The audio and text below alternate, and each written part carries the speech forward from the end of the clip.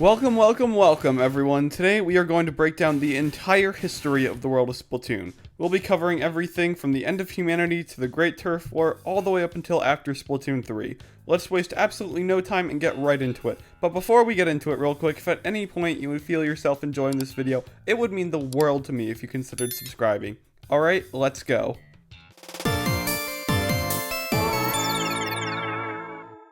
The story of Splatoon actually starts in an alternate version of our time. Constant civil war and world wars led to the destruction of the Earth.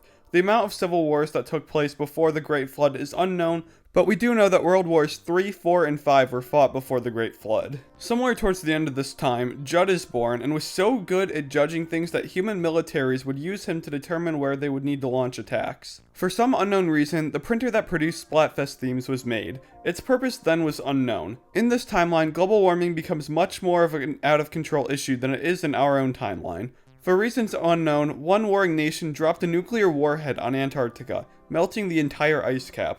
This is very important because today's humanity in our timeline doesn't have a warhead powerful enough to totally melt Antarctica with one warhead. Which really just proves the point of how much humanity's military powers really grew in this alternate timeline compared to our own today.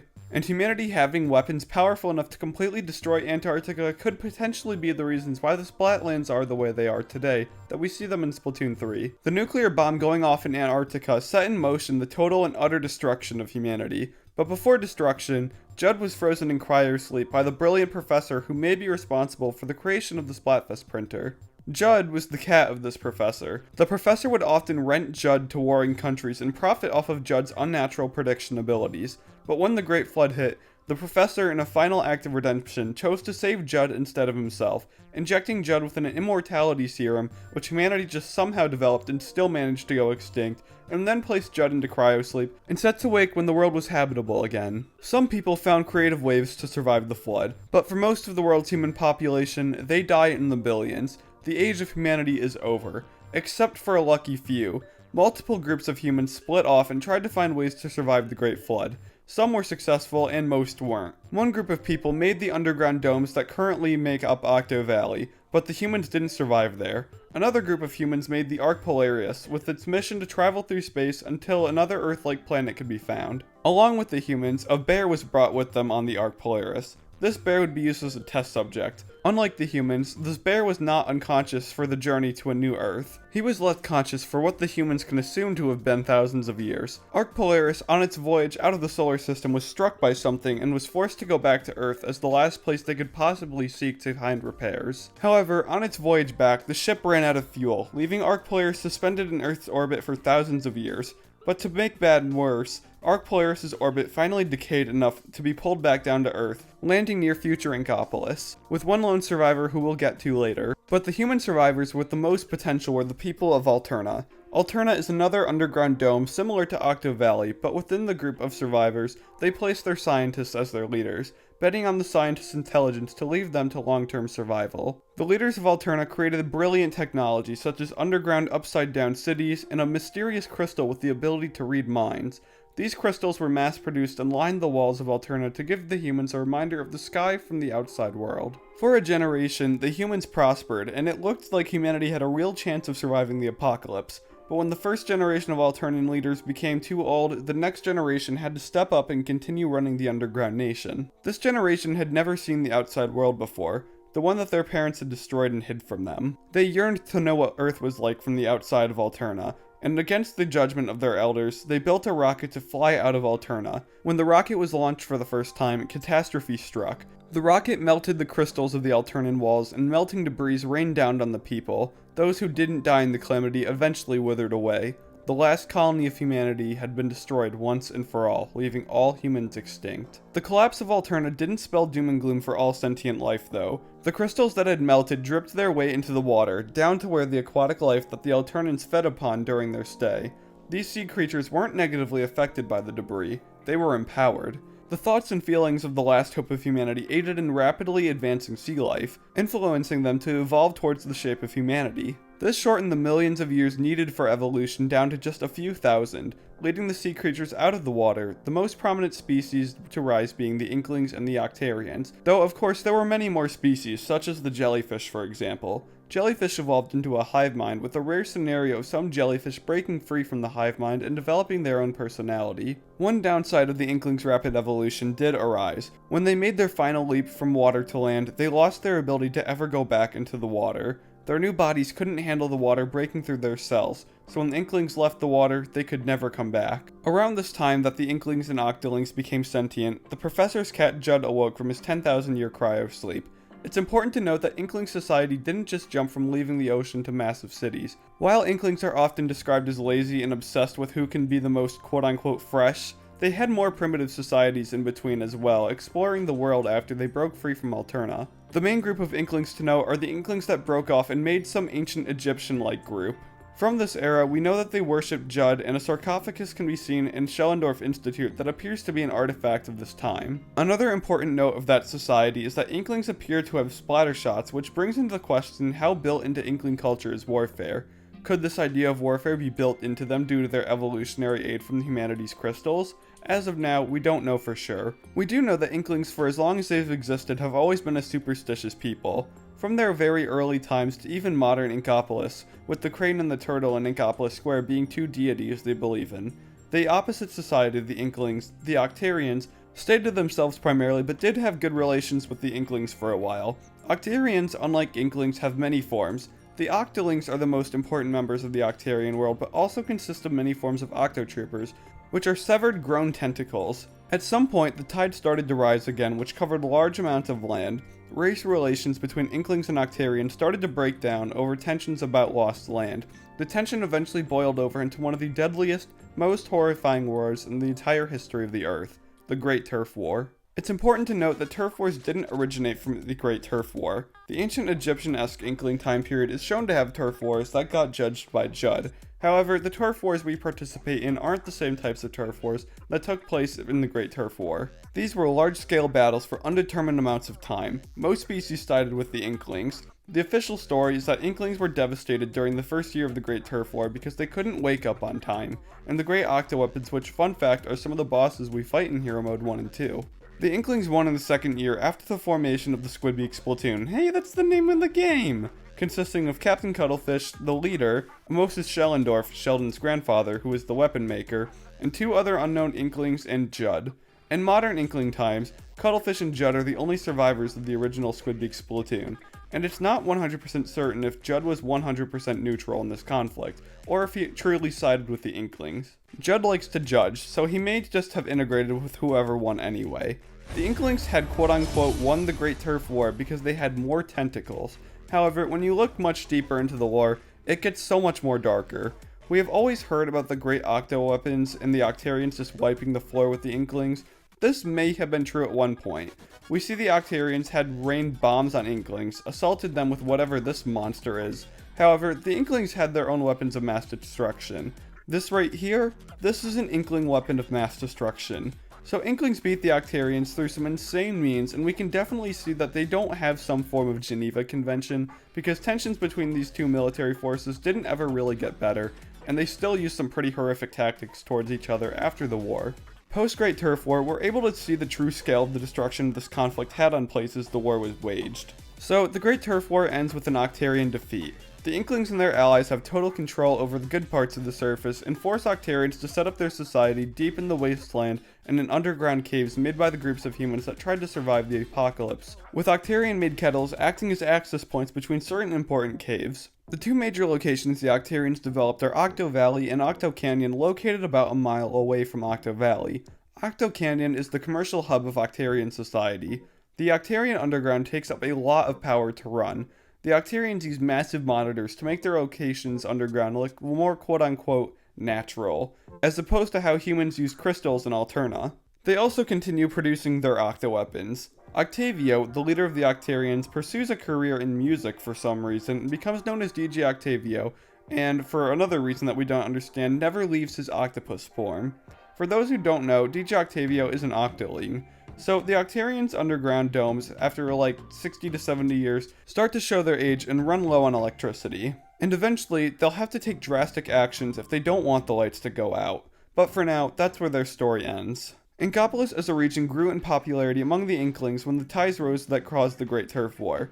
The Great Turf War had long-lasting effects on the region, leaving deep craters towards the outside of Octoling turf. Inkopolis is part of a greater region called Inkadia. Where Splatoon 1 and 2 take place is in a part of Inkopolis called the Inkopolis Tide Rider Line. Inside the line are Inkopolis Square and Inkopolis Plaza, which are located about 0.75 miles away from each other. Some other important parts of Inkadia are the Inkopolis Underground, which consists of the Deep Sea Metro, and Mount Nantai, which currently has no evidence of suggesting this, but looks like it would be a very important strategic point in any past or future war with the Octarians, as it's a high ground point right between the two territories. Inkopolis has two main connections to the Splatlands: the highway that for some reason goes right on the border of Octo Canyon, and Hammerhead Bridge, which only recently got finished in its construction. While Splatsville is super far away from Inkopolis, there's one specific spot where you can see the actual city of Splatsville from Octo Canyon.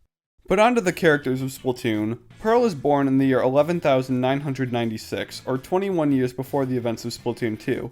Marina is born 11,999, or 18 years before the events of Splatoon 2. They'll be important later, but for now, Callie and Marie are born in 11,998, or 19 years before the events of Splatoon 2.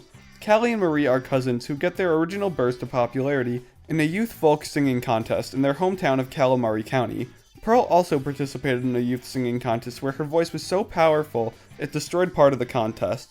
Part of the destruction caused by Pearl is the original wooden bridge in the reef. We see this in the Splatoon 2 trailer, but in-game it's stone. This is actually because Pearl's voice destroyed the bridge. Pearl's voice will be very important later. 16 years prior to the events of Splatoon 2, an Inkling who will later go on to take up the title of Agent 3 would be born in the year 12,001. A few years later, an Inkling who will take up the title of Agent 4 is born in 12,003. Finally, an Octoling who later escapes to freedom and becomes Agent 8 is born in 12,003 as well. Callie and Marie find a job hosting Inkopolis News, a hit newscast for Inklings looking to compete in turf wars, as well as getting jobs hosting Splatfests. Splatfests are competitions over two topics. These topics are believed to be random, but are actually radio waves sent off by humanity getting bounced back to the fax machine I mentioned earlier. Callie and Marie are the grandchildren of Captain Cuttlefish, the same war hero of the Great Turf War. Captain Cuttlefish dedicated his life after the Great Turf War to spying on the Octarians. It sounds bad, but don't worry, the Octarians treat the Inklings much worse. We left the Octarians in a pretty bad position. They don't have enough power and they're desperate. They need to find another source of electricity. Inkopolis is powered by these beings called Zapfish. They have an alliance to the Inklings. It's not exactly sure what the Zapfish are getting out of this because it sure as hell isn't protection, but the Inklings get power. The Octarians are aware that the Inklings are using the Zapfish, so with relations absolutely gone, the Octarians strike. They steal many Zapfish from the Inklings, including the Great Zapfish, the main source of power in Inkopolis. Captain Cuttlefish instantly becomes aware of this and heads out to Inkopolis Plaza to recruit someone to help him. He meets a young Inkling who he names Agent 3. Cuttlefish guides 3 through Octo Valley to save the Zapfish that the Octarians have held captive. It's important to note that when we freed the Zapfish, the Octarians were already exploiting them for their energy. Agents 1 and 2 also help 3 along the way after Captain Cuttlefish is kidnapped by an at the time unknown assailant. It's never officially stated, but the story makes it very obvious that Agents 1 and 2 are Callie and Marie. When Agent 3 makes their way to the Great Zapfish and finds Cuttlefish, the Zapfish is sucked up by DJ Octavio in his Octobot King mech. Agent 3 fights back against the Octobot King, and DJ Octavio exploits the Great Zapfish until finally Callie and Marie hijack the Octarian airwaves and perform the most influential song in all of post-human history, the Calamari Inkantation. The power of the Calamari Inkantation was enough to drive present Octolings' desires for freedom so through the roof that they finally stood up to Octavio's oppression and saw the world for what it truly is. This caused a lot of Octolings in radius of Callie and Marie to flee from Octo Valley and search for a new life. Switching back to the main Splatoon plot, Agent 3 was able to free Cuttlefish and the Great Zapfish, who returns to Inkopolis Plaza. DJ Octavio is captured and imprisoned. The day had been saved. Fast forward a year where a Splatfest appears that would put a pause on Splatfest for a certain time period. The Splatfest makes us question the functionality of how the Great Fax Machine works. The theme of the Splatfest was Callie versus Marie. This makes us question Splatfest because if the themes are just human signals being beamed back to Earth, but all humans are dead, then why are they battling over 2 Inklings? Humans should all be dead before any Inklings exists. But either way, Inklings are pitted against each other for 48 hours, the winner of the Splatfest being Marie by 20 points. The conclusion of this Splatfest led to a non-dramatic falling out between the two. It's important to note that one of the Octolings saved by the Calamari Inkantation is an Octoling named Marina Ida, an elite Octoling responsible for the production of some Octo weapons like flutters. It's unknown how she fled Octo Valley, but after her escape she eventually meets Pearl, using her voice to her full potential atop Mount Anti. Pearl had already been making music to a lackluster degree of success. She had an incredible voice, but no one to help produce a sound for her to sing to. Until she met Marina, who desperately wanted to make music with Pearl, who eventually agreed after hearing Marina's demo of Ebb and Flow.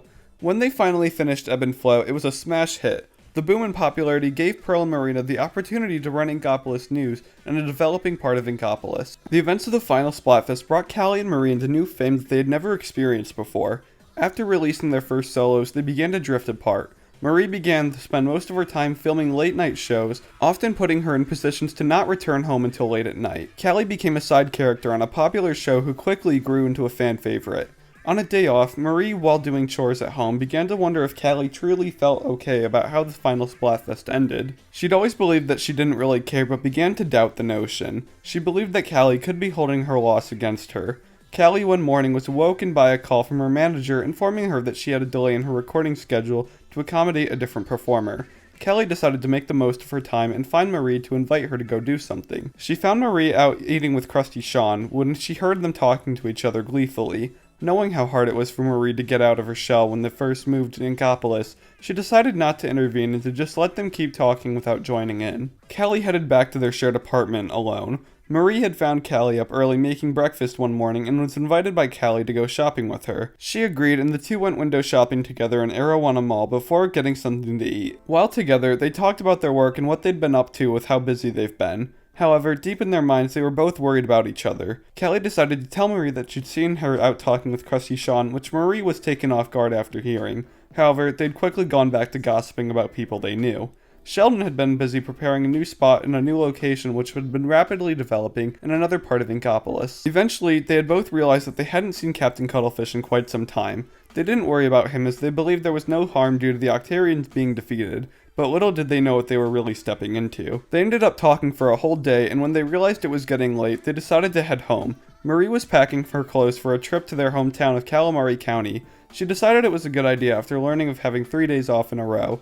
Callie was invited to go, but had an event she couldn't miss. After leaving the train station off to Calamari County, the loneliness of leaving Callie behind began to set in. When Marie got home and saw her parents, she was quickly reminded of how much she loved their small town home. Eventually, Marie's parents asked about Callie, which Marie was at first fine talking about, but the more questions that came in, the more Marie grew anxious for Callie. The more questions they asked about Callie led Marie to the conclusion that she had no idea how Callie was truly doing. She eventually was able to calm herself down and fall asleep. Marie was at the train station waiting for Callie to arrive, but when the train pulled in, Callie was nowhere to be found. Marie convinced herself that Callie had just overslept again and missed the train. She waited for Callie to get off the next train. She didn't arrive. She waited for hours, but Callie was still nowhere to be found. Marie called Callie's office and was told she headed straight from work to their apartment. Her office informed Marie that Callie left the office flustered, but believed this to be because she wanted to get out to Calamari County. She called Callie several times, but to no answer.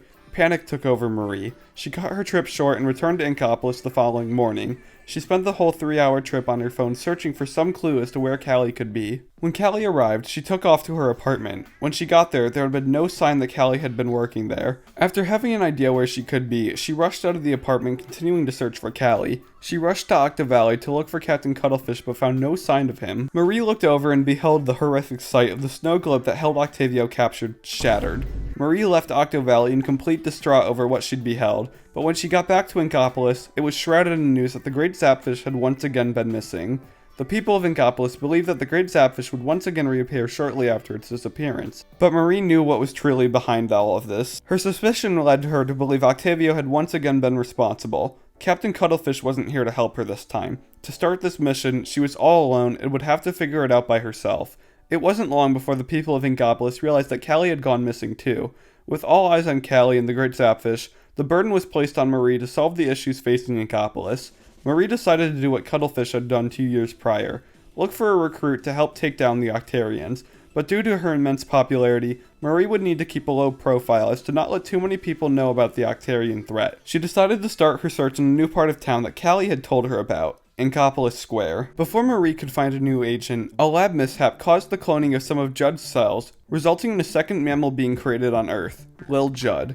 Lil Judd arose from his cloning pod fully aware that he was a clone, and behind the scenes absolutely despised Judd due to an inferiority complex. Something bad hasn't officially come of this yet, though it's very likely that something will happen in the future. In other weird creature news, at the time, a currently unknown creature named Mr. Grizz opens up a, for lack of better words, shady operation called Grizzco. Grizzco was made on the surface to quote-unquote create a better world for Inkopolis. What Grizzco actually does is march out into Salmonid swim zones to meet the Salmonids. Salmonids are the evolution of salmons in our world who surface every 70 years to return to their homes. They, however, evolved much differently than Inklings and Octolings.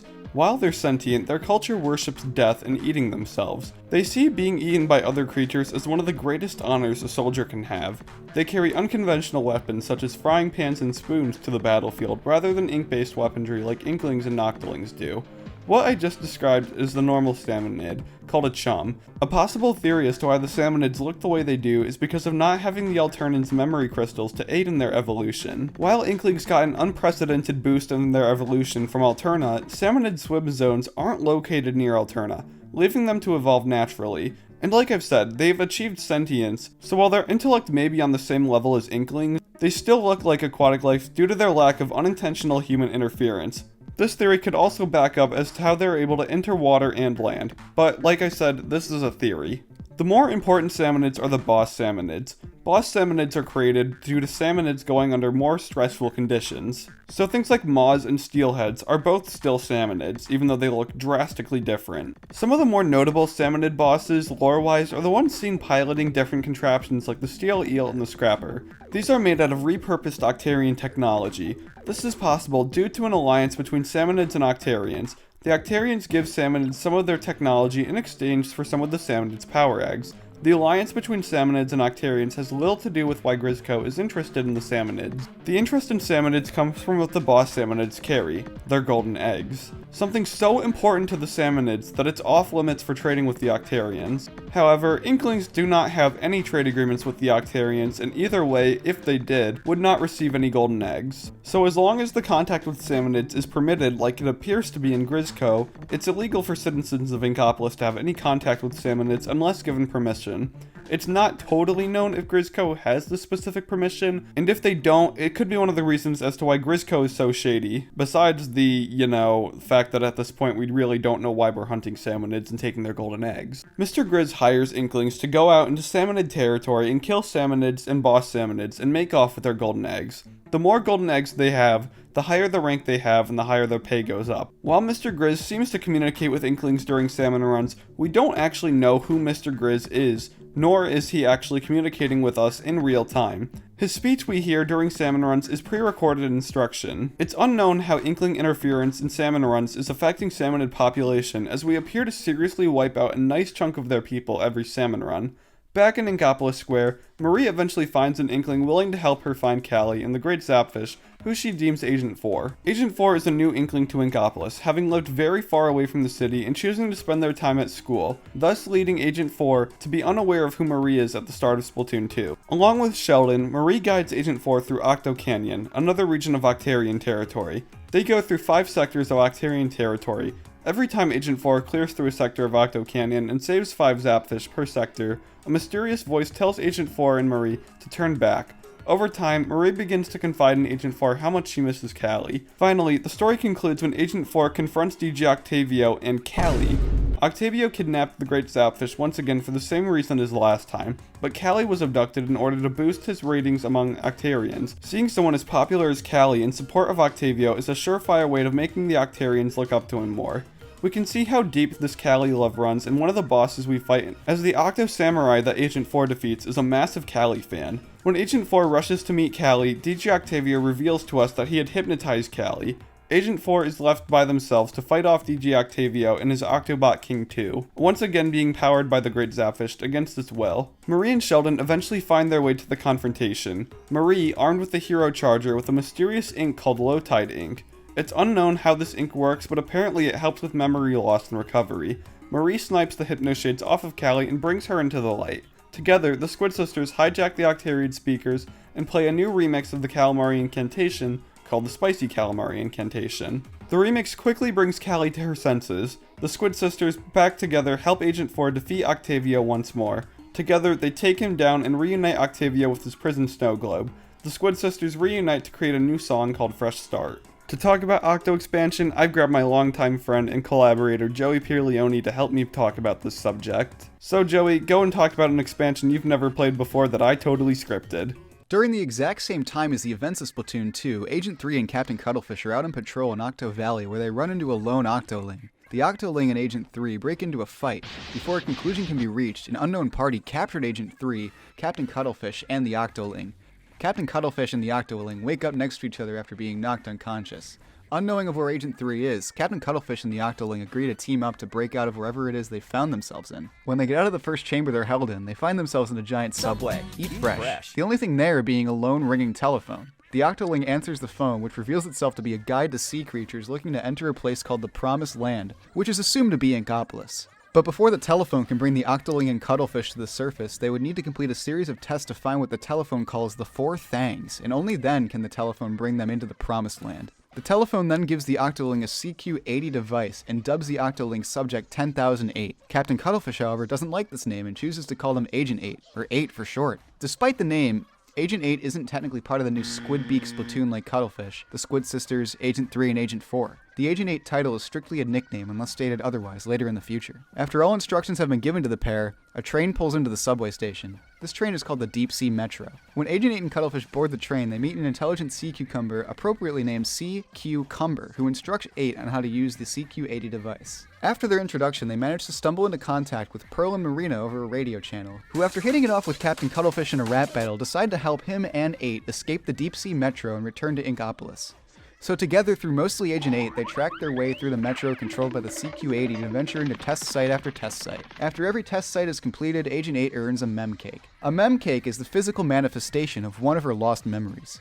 Through these mem cakes, it's revealed that Agent 8 was an average Octoling who was heartbroken and torn over seeing the Zapfish kidnapped by Octavio. While 8 looked up to Octavio, their feelings changed after seeing the treatment of the Zapfish. After exposure to the Calamari Inkantation, Agent 8 is torn between leaving their life and friends as an Octarian, but eventually decides to leave their old life behind and starts a journey to Inkopolis to start a new life. Every train line 8 travels down contains one of the 4 things that her and Cuttlefish need to escape to the Promised Land, so they head to every train line and pass every test, which leads them up to the 3rd thing being collected. At this point in the story, Cuttlefish starts to get very concerned with Agent 3 not showing back up yet. He decides to draw a missing poster for Agent 3. After they collect the 4th thing and bring it to the telephone shoots off its pole and pulls the 4 things together to create the device to take them to the Promised Land. The telephone invites the two into the device where Marina asks the fatal question. Doesn't that look like a blender? The blender closes and locks 8 and Cuttlefish inside. Marina desperately tries to shut down the blender, but to no avail. Her last attempt at freeing the pair was an urgent distress signal, which was answered in seconds by none other than Agent 3. Agent 3 topples the telephone and destroys the blender. Leaving a large hole in the ceiling of the metro and leaving 3 unconscious, Pearl and Marina agree that it's best for 8 to go through the hole created by 3, which she does. This leads 8 into the coccyx phase, where she must avoid all enemies as she has no weapon. She successfully breaks free from the coccyx phase and enters the Villy phase, where she tricks a sanitized Octo Trooper into leading her to a splat bomb, which then leads her to finding an Octo shot. Having found a weapon, Agent 8 leaves the Villy phase and heads to the Belly phase. The Belly phase is the most disturbing of all. In this phase, we see the creation of the sanitized Octarians. On the topic of sanitized Octarians, there's one character in specific who gets brought up a lot, that being Deadfish. Deadfish is the Octoling who produces the music we hear all throughout the deep sea test sites. Deadfish came to Octo Expansion's antagonists actually wishing to be partially sanitized in order to produce better music, leaving her half-conscious, only able to work on music. But anyway, Agent 8 uses the Octarian containment cells as a way to escape the belly. She eventually does and finds herself in the intestinal phase where she must dodge security lasers to find a power core to activate an elevator to the surface. Their journey through the intestinal phase leads them to a power core inside of the diaphragm phase. In this phase, Agent 8 hits several locks, holding down the power core, which appears to actually be a Zapfish. 8 takes the power core into the peristalsis phase where they protect the power core from destruction by the sanitized Octarians. After plugging the power core, the elevator is activated. Agent 8 begins the ride up the elevator but runs into Captain Cuttlefish, held against his will by a partially sanitized Agent 3. Agent 3 and 8 fight a vicious battle up the elevator, but eventually concludes in Agent 8's victory. The elevator leads 8 to a ladder, which leads to the real promised land, Inkopolis. When 8, Cuttlefish, and an unconscious Agent 3 arrive in Inkopolis, Pearl and Marina come to pick them up with their fleet of helicopters. On their way back to Inkopolis, the place that the trio was in starts to rise out of the water, revealing the NILS statue. Ran in control by the telephone, who reveals himself to be Commander Tartar, a sentient AI created by a brilliant professor who literally can't be anyone else but the professor who made the Splatfest printer and put Judd in cryosleep. He announces that he had made a primordial ooze made up of the grinded remains of test subjects that had completed the tests and wants to use the primordial ooze to sanitize the whole world to create the perfect life form. Sanitization of a sea creature overrides all of their personality and essentially zombifies the sea creature as after sanitization. They have no vital signs, though of course there can be exceptions such as dead fish and the partial sanitization of Agent 3, which gets broken by 8. Marina figures out a way to stop the statue from firing the primordial ooze. The statue is solar charging, so if they stopped the statue from charging in 3 minutes, it wouldn't have enough energy to destroy the world. So to stop it from charging, they could cover the statue in ink. But to cover a statue in that much ink, they would need the help from Marina's hyperbombs. With their plan made, Agent 8 launches onto the statue to cover it in ink. Agent 8 activates all of Marina's hyperbombs that are launched onto the statue and succeeds in covering it all in ink. After the job is done, Marina learns that the statue still intends to fire with enough capacity to destroy Inkopolis. However, Pearl comes in to save the day. Remember that super powerful voice that she has? Well, she's also got a super powerful killer whale powered by her voice to go along with it. As soon as the statue fires, Pearl fires back with a loud and the beams cross with Pearl's overtaking Tartars, destroying the statue and presumably killing Tartar, but his death is still up for debate. The characters reunite together and bask in their success of saving the world on their way back into Inkopolis, with Marina sharing a hug with Pearl that may or may not end up becoming relevant in the future.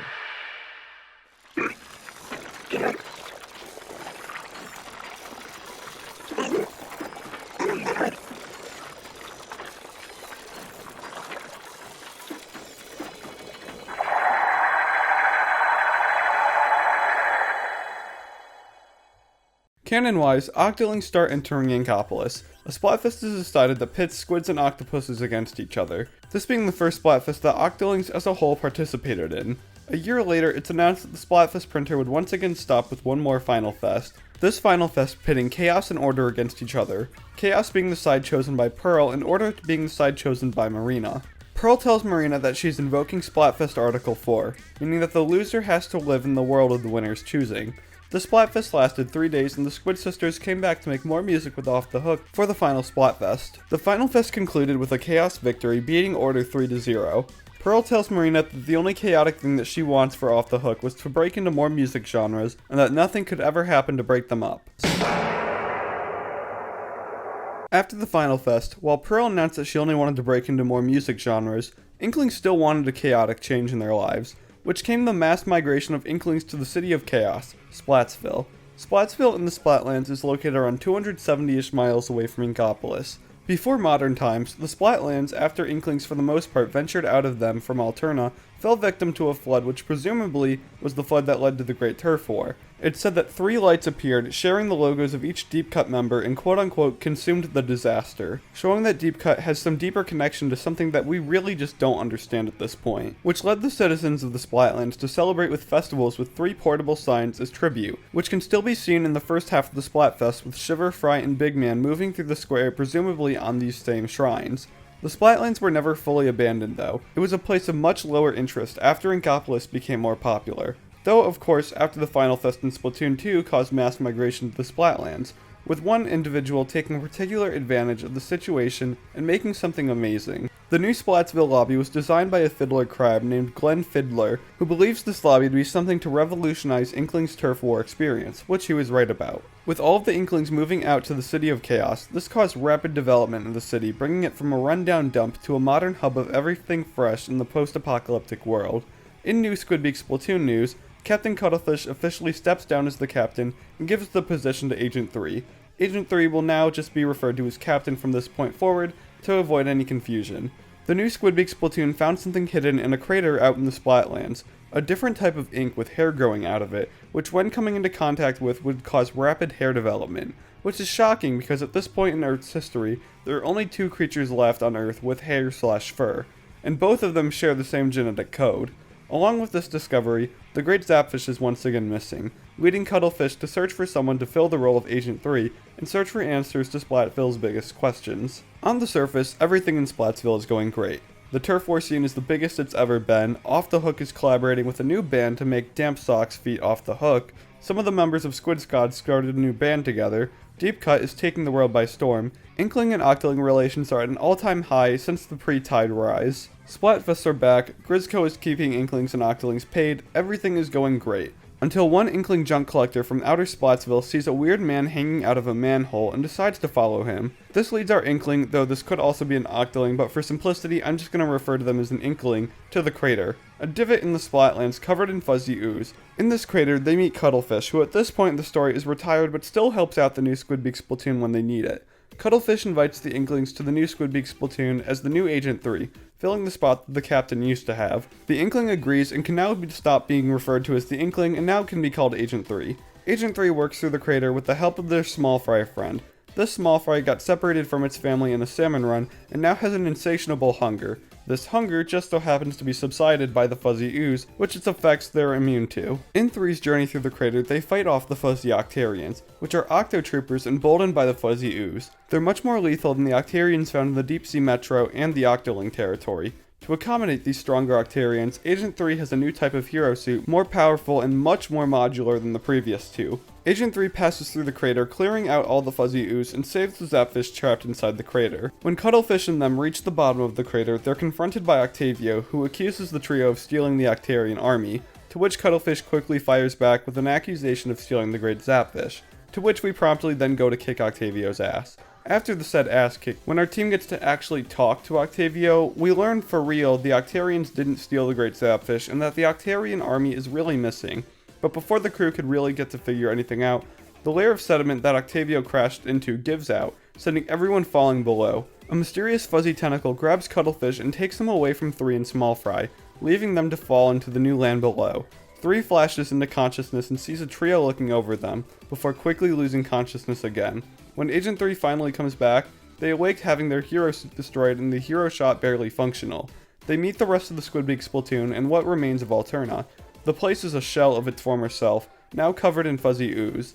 The objective of their mission in Alterna is to find Cuttlefish. Marie has a tracker on him and it picks up in 3 places, so the goal is to check out all 3 places for Cuttlefish. After the plan is established, the record keeper of Alterna, Orca, which stands for Omniscient Recording Computer of Alterna, Orca introduces themselves to the new Squidbeak Splatoon and informs them that he's responsible for documenting all of Alterna's history and running its facilities. Agent 3 fights through Alterna, collecting power eggs to destroy the fuzzy ooze, pay for test sites, and earn more power eggs, and Sardinium to repair the hero gear. When Agent 3 is about to get through Alterna's first site, the Splatoon is confronted by Deep Cut, who reveal that doing the Anarchy Splatcast is just a day job to them when in comparison to their real job of being treasure hunting bandits. And they see the Squidbeak Splatoon as a threat to their bottom line, letting them know that Deep Cut means business if they want to take anything for themselves. Regardless, Agent 3 keeps traveling through Alterna searching for Cuttlefish. Agent 3 works their way through Cozy and Safe Factory and search for the first Cuttlefish beacon. In this beacon, Cuttlefish is nowhere to be found, but Fry is, and she's not happy about 3 taking the quote-unquote treasure that was setting off the Cuttlefish tracker. Fry hops into the dead corpse of the Octo Stomp and starts controlling her eels. Fry's ability to control the eels is a family secret passed down from generation to generation, but they're no match for 3, who easily dispatches Fry and her eels. After 3's victory, they take the item, giving off the signal, and bring it back to future Utopia Island with the rest of the Squidbeak Splatoon. 3 gets to the second signal and is confronted by Shiver. Shiver has her own shark named Master Mega. Shiver comes from an assumably a line of shark tamers, though her shrunken scroll isn't exactly as clear as Fry's is. Regardless, 3 and Small Fry fight against Shiver and Master Mega and win. Shiver and Master Mega retreat and 3 once again takes the treasure and shuts off the signal, leaving 1 signal left. And you'll never guess whose the next signal is. Big Man is the only remaining Deep Cut member to not get absolutely smoked by 3 and Small Fry, shows up to stop 3, 2 then promptly lose and have 3 take the treasure and stop the signal. 3 signals down but still no sign of Cuttlefish. Over the course of the journey, Cuttlefish has been able to radio into the Squidbeak Splatoon, but only briefly. Over his few communications, he tells them that he's being held against his will for an unknown reason. But in his one final broadcast to them, his captor is revealed to be Mr. Grizz, who apparently needs something from Cuttlefish. One more signal is given out and Cuttlefish is confirmed to be on the massive rocket ship in the middle of Alterna. At first, all hope seems to be lost, as the ship is covered in such a large amount of fuzzy ooze that not even Small Fry can eat it all. Until they take a look at all the treasure collected from Deep Cut and assemble it into a razor. Captain finally shows off that they're not useless and turns the razor into a special and shaves all the fuzzy ooze out of the rocket area, allowing the Splatoon to make their way up to save Cuttlefish until they're once again confronted by Deep Cut. Ready to make one last stand against the Squidbeak Splatoon to take the treasure back, instead of breaking out into a fight, they just give it to them. I mean, like, what are they gonna do with an old razor anyway? Deep Cut, feeling terrible for how they've treated the Squidbeak Splatoon, decides to help them make their way up to the rocket and find Cuttlefish. Partway through the rocket journey, we encounter Mr. Grizz and meet him in his true form. Mr. Grizz is a bear who was taken on the Arc Polaris and was the creature that wasn't unconscious through the whole journey. When Grizz returned to Earth, he found he was the last mammal on Earth. He didn't know about the Judds. Along his depressing journey, he found Alterna and somehow the crystals that the Alternans made, and found that when they combined them with the golden eggs, plus his fur, plus the crystals, would combine together to make the fuzzy ooze. Mr. Grizz sought out golden eggs through his company Grizz Co., when Inklings would unknowingly help fuel their own potential apocalypse, unless Agent 3 could stop him from using the fuzzy ooze to turn everyone into a mammal.